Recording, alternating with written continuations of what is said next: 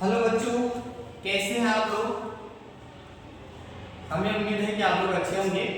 तो आज हम बहुत दिन बाद बच्चों क्लास 12 का वीडियो अपलोड करने वाले हैं और इस वीडियो में हम आप लोग को जानकारी देंगे कि कूलाम के नियम का सदिश निरूपण होता क्या है। समझना है, किसके बारे में पढ़ेंगे? कूलाम के नियम का सदिश निरूपण। जो बच्चों को थोड़ा सा दिक्कत होती है, उन्हें समझने दिक्कत होती है, तो बहुत से बच्चे कहें कि सर इस पे वीडियो बनाइए। तो मैं आज बनाने वाला हूं बच्चों, आपको अच्छी तरीके से कूलाम के नियम का सदिश निरूपण समझाऊंगा। तो कूलाम के नियम के सदिश निरूपण को समझने से पहले हम ये देखते हैं कूलाम ने अपना नियम किस पे दिया। तो कूलाम ने अपना नियम किस पे दिया? तो दो स्थिर बिंदु आवेशों पर दिया। समझना, किस पे दिया? दो स्थिर बिंदु आवेशों पर। तो चलिए बच्चों, पहले हम लोग ग्राफ को समझते हैं, उसके बाद तो ग्राफ क्या है बच्चों? देखिए, आपको क्या कर लेना है, दो अक्ष खींच लेना है। क्या खींच लेना है बच्चों? दो अक्ष, एक x अक्ष खींच लो और एक y अक्ष। आपको पता है कि मैथ में पढ़े हो कि x अक्ष और y अक्ष जहां पे मिलते हैं उसे हम मूल बिंदु कहते हैं और मूल बिंदु को किससे दर्शाते हैं? जीरो से दर्शाते हैं। किससे दर्शाते हैं? जीरो का जीरो को या जीरो को। क्लियर? अब यहाँ पे मैंने आपको अच्छा खींच दिया, लेकिन हमें क्या करना है? कूलाम के नियम का सदिश निरूपण को दिखाना है। तो कूलाम ने अपना नियम किस पे दिया? किस पे दिया? दो बिंदु आवेशों पर। क्लियर? चलिए, तो दो बिंदु आवेश हम लोग ले लेते हैं बच्चों। एक ये हो गया और एक ये हो गया। अब ये पहले बिंदु आवेश का नाम क्या दे देते हैं बच्चों? Q1 और दूसरे बिंदु आवेश का नाम देते हैं Q2। समझाया? अब आपको पता है कि जब इनको मूल बिंदु से दर्शाया तो इसकी मूल बिंदु से स्थिति क्या है बच्चों? इनकी मूल बिंदु से स्थिति क्या है? R1 वेक्टर है और इनकी दूसरे आवेश क्या है? R2 vector. वेक्टर क्यों लगा रहे हैं? आप पढ़ रहे कूलाम के नियम का सदिश निरूपण। सदिश को कैसे दर्शाते हैं? वेक्टर द्वारा। आपको पता है कि जब ये दो बिंदु आवेश है तो एक दूसरे पर बल आरोपित करेंगे। समझाया? तो कैसे? Q1 के कारण Q2 पर बल, अगर Q1 के कारण Q2 पर बल तो इस पर लगाएंगे तो इधर, क्योंकि दोनों समान आवेश है, प्रतिकर्षित कर देंगे। तो चलिए, किसके द्वारा? देखो, जिसके द्वारा लगाओगे उसे बाद में और जिस पर लगाओगे उसे पहले। तो हम क्या लगा रहे हैं बच्चों? बल। बल को किससे दर्शाते हैं? F से।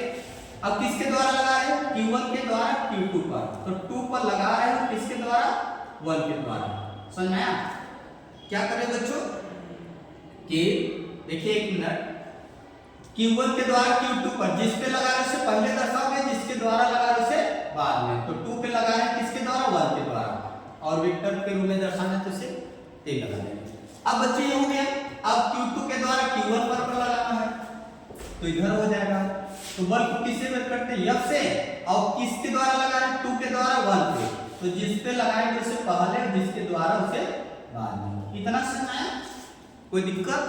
चलिए, अब ये तो बल हो गया। अब बल निकालने के लिए मुझे बच्चों दूरी भी चाहिए। तो एक दूसरे से कितने दूरी पे है? कूलाम के नियम में पढ़े हो कितने दूरी पे रहते हैं? एक दूसरे से 8 दूरी पर स्थित होते हैं। क्लियर? ये क्या है? इन दोनों बिंदुओं के बीच। लेकिन यहाँ पे अगर Q1 के कारण Q2 पर दूरी निकाल रहे हैं वो, तो दूरी को बच्चों इसका R से, और मैंने क्या बताया, जिस पे करोगे उससे पहले और जिसके द्वारा उसे बाद में। तो कहाँ जा रहे हो? 1 से 2। तो 2 पे जा रहे हैं कहाँ? 1 से।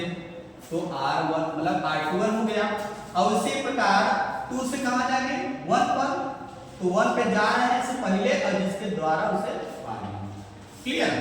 ये हमारा हो गया इनका बच्चों ग्राफ हो गया। अब चलिए डेरिवेशन हम लोग समझते हैं। तो डेरिवेशन समझने के लिए मुझे कूलाम का नियम लिखना पड़ेगा। कूलाम के नियमानुसार। क्लियर? कूलाम के नियमानुसार। कूलाम का नियम क्या है बच्चों? देखिए, कूलाम का नियम क्या है?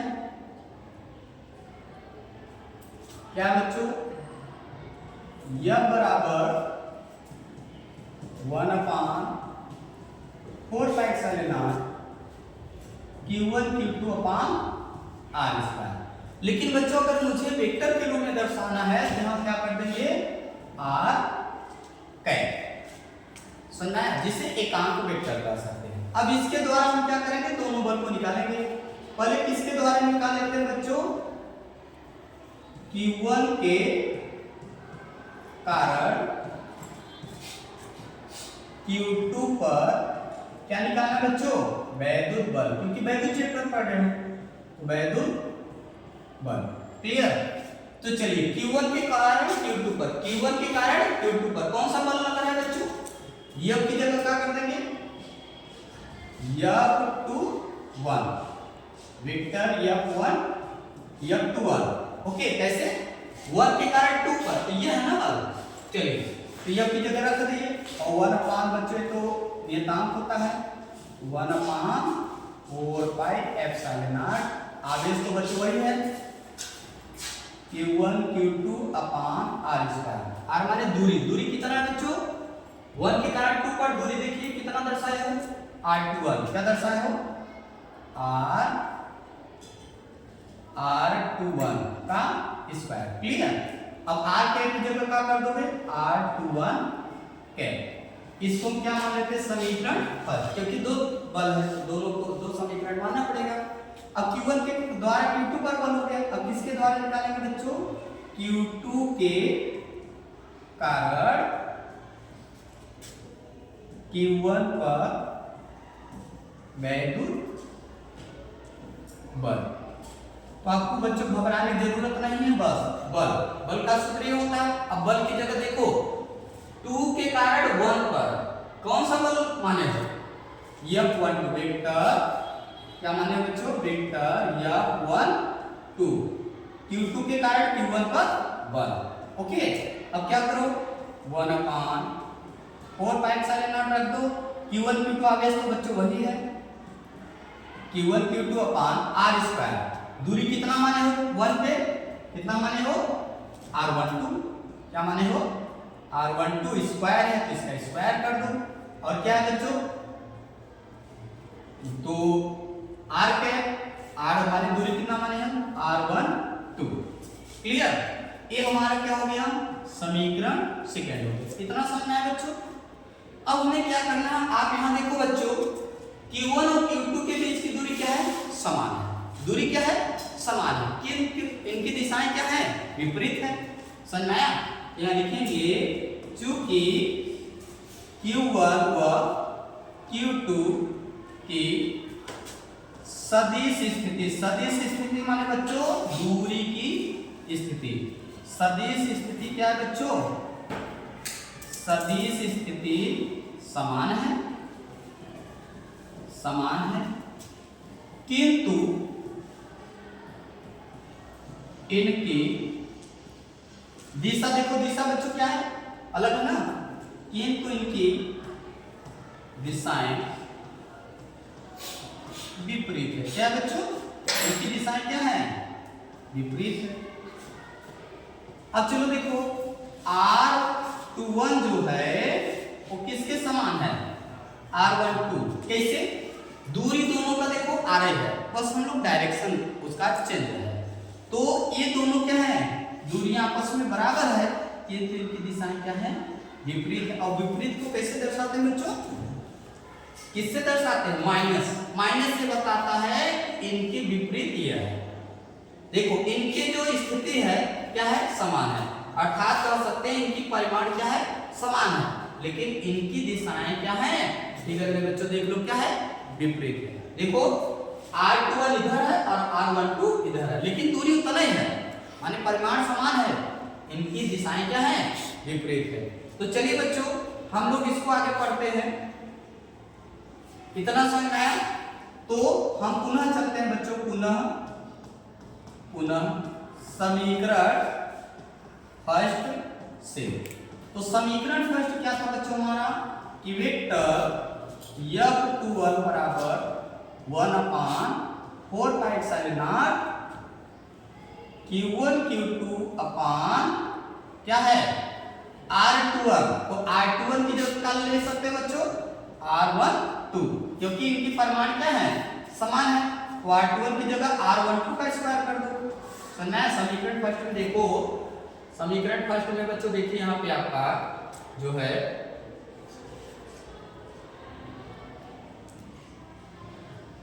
तो समीकरण फर्स्ट में देखो बच्चों R21 है, R21 की जगह हम क्या लिख सकते हैं? R12 ना।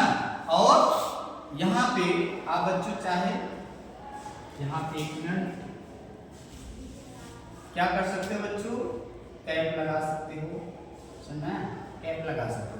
तो R21 की जगह कैसे कर सकते हो बच्चों, माइनस R12 क्या कर सकते हो, माइनस R12। अब माइनस कहाँ कर दो, आगे कर दो, -1/4 pi epsilon not Q1 Q2 upon R12 का स्क्वायर और R12 कैप। अगर हम लोग देखें बच्चों तो 1/4 pi epsilon not Q1 Q2 upon R12 का स्क्वायर और R12 कैप ये किसके बराबर है, देख लीजिए समीकरण सेकंड में, ये किसके बराबर है, इतने के बराबर आपको क्या नजर आ रहा है बच्चों, क्या नजर आ रहा है, किसका मान है, वेक्टर F12, सुनाया। तो इतने की जगह हम क्या लिख सकते हैं, आपको दिक्कत होती है तो यहाँ लिख सकते हैं कि चूंकि F12 वेक्टर जो है उसका मान कितना है, 1/4 pi epsilon not Q1 Q2 upon R12 का स्क्वायर और R12 कैप। क्लियर। देखिए आप समीकरण सेकंड में देखो कितना नजर आ रहा है। अब क्या हम बराबर का मतलब क्या हम इनकी जगह इतना रख सकते हैं, बराबर यही कहता है आप इनकी जगह इतना रख सकते हो आवश्यकता अनुसार, या इनकी जगह इतना रख सकते हो। तो देखो बच्चों इतने की जगह हम क्या रख सकते हैं, माइनस F12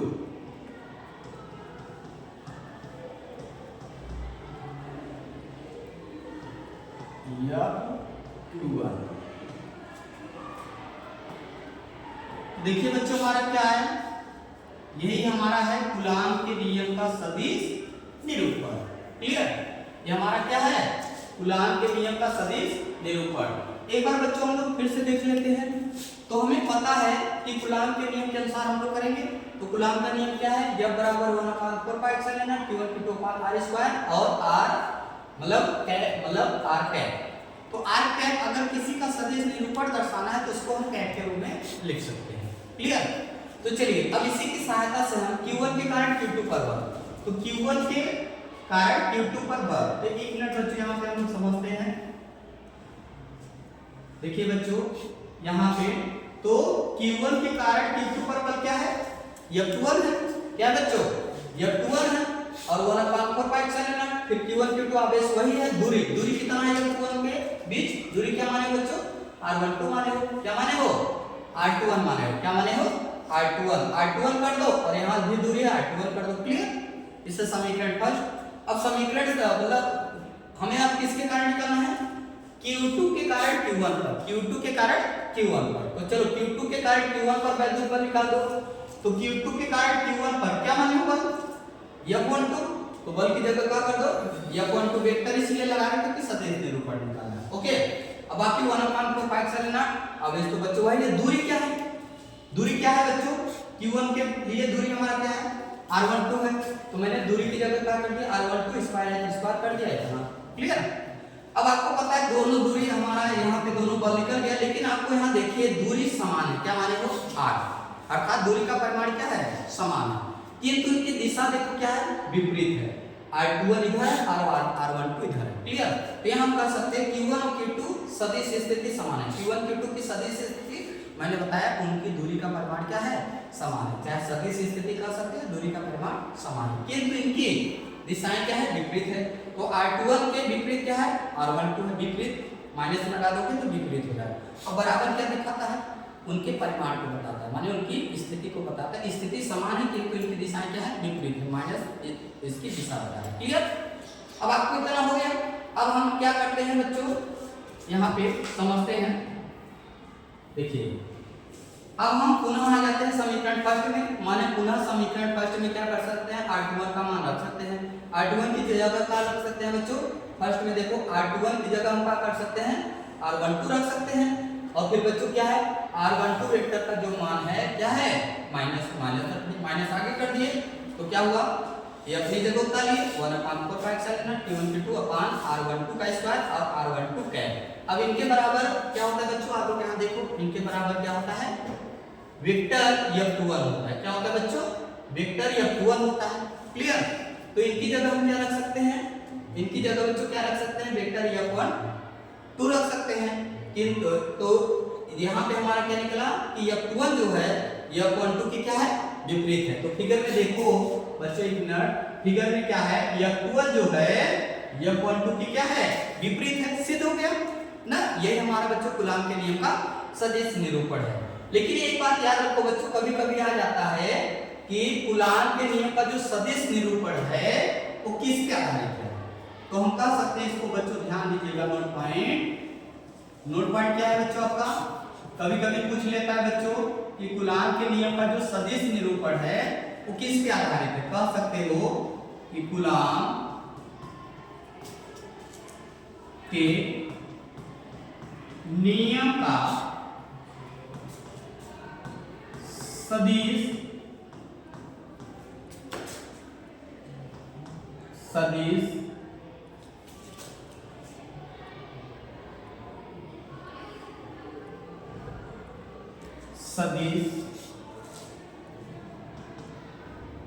स्थिति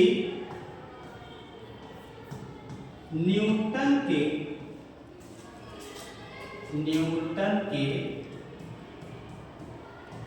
गति विषयक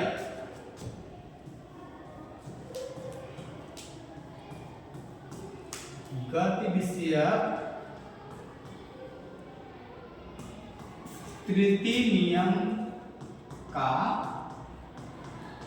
पालन करता है। क्योंकि आप लोग बच्चों कक्षा 9 और 11 में पढ़े हो कि न्यूटन गति विषयक तृतीय नियम क्या होता है बच्चों, कि F21 जो वेक्टर होता है क्या होता है बच्चों, F12 वेक्टर के बराबर होता है। माइनस F12 वेक्टर के क्या होता है बच्चों, बराबर होता है। समझ आ रहा, आपको याद आ रहा है कि नहीं। तो देखो कूलाम का नियम किस पे आधारित है, अर्थात किसका नियम का पालन कर रहा है, न्यूटन गति विषयक तृतीय नियम का पालन कर रहा है। आप लोग पढ़े होंगे, आप लोग को याद आ रहा होगा कैसे, कि जब कोई वस्तु किसी दूसरी वस्तु पर बल लगाती है तो दूसरी वस्तु भी उतना ही बल, अर्थात उतना परिमाण का बल उसके विपरीत दिशा में लगाता है। कैसे, जैसे हम लोग जमीन पर चल रहे हैं तो अपने पांव द्वारा जमीन को क्या कर रहे हैं, पीछे की ओर ढकेल रहे हैं, तो जमीन भी हमें क्या करता है बच्चों, उतने ही बल से हमें आगे की ओर ढकेलता है, जिसके कारण हम क्या कर सकते हैं बच्चों, आसानी से चल फिर सकते हैं। याद आ रहा है। तो हमें उम्मीद है बच्चों कि यह आप लोगों को बच्चों कूलाम के नियम का सदिश निरूपण अच्छे से समझ में आया होगा। अगर ये बच्चों आप लोगों को ये वीडियो अच्छा लगा हो तो अपने दोस्तों को शेयर करिए ना, और शेयर के साथ साथ बच्चों इसको लाइक करिए, सब्सक्राइब करिए, जिससे मेरा हौसला और बढ़े और मैं ऐसे ऐसे अच्छे वीडियो आपके सामने प्रस्तुत करूं। समझ में? आज के लिए बच्चों इतना ही, धन्यवाद।